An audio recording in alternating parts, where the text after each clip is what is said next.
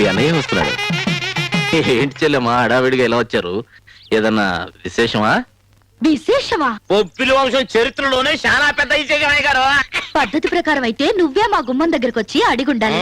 మేము కాస్త బెట్టు చూసి ఒప్పుకునుండాలి.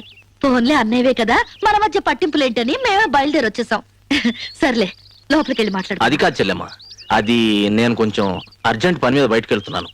నువ్వు బావా ఇంటికెళ్ళండి, నేను తర్వాత వచ్చి మాట్లాడతాను. అరే మేము వచ్చిన పని ఏమిటి, నువ్వు మాట్లాడుతున్నది ఏమిటి?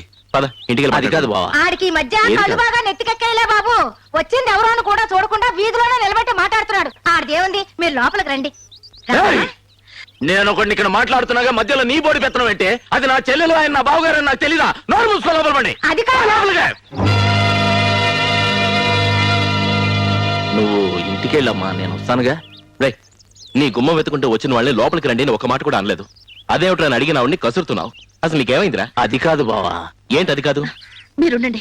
చూడన్నయ్య, మా అబ్బాయికి మీ అమ్మాయిని నిశ్చితార్థం చేసుకోవడానికి వచ్చాం. చాలా వీధిలో ఇదంతా ఏమిటమ్మా? నేను వచ్చి మాట్లాడతానుగా, మీరు ఇంటికెళ్ళండి. అరే ఏం నువ్వు వచ్చినప్పటి నుంచి పోపో అని తరుగుతున్నావు? అసలు నీ మనసులో ఏముందో చెప్పు. అది వీధిలోనే వినేసి ఇటు నుంచి ఇటే వెళ్తాం. చూడమ్మా, 7 జన్మలకి నువ్వే నా చెల్లెలు. ఆ బంధంతో నువ్వెప్పుడైనా నా ఇంటికి రావచ్చు, అంతే.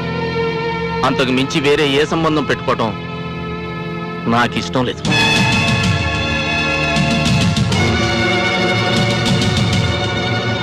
ఏం నువ్వు మాట్లాడేది? ఇష్టం లేదని చెప్పానుగా, వదిలేయ్. అంతకు మించి నేను నోరు విప్పితే అసహ్యంగా ఉంటుంది. రే ఆపరా, ఇప్పుడు నువ్వు చేసిన దానికంటే ఇంకే అవసరం ఉంటుందిరా. అసలు ఎందుకు వద్దంటున్నావో చెప్పు.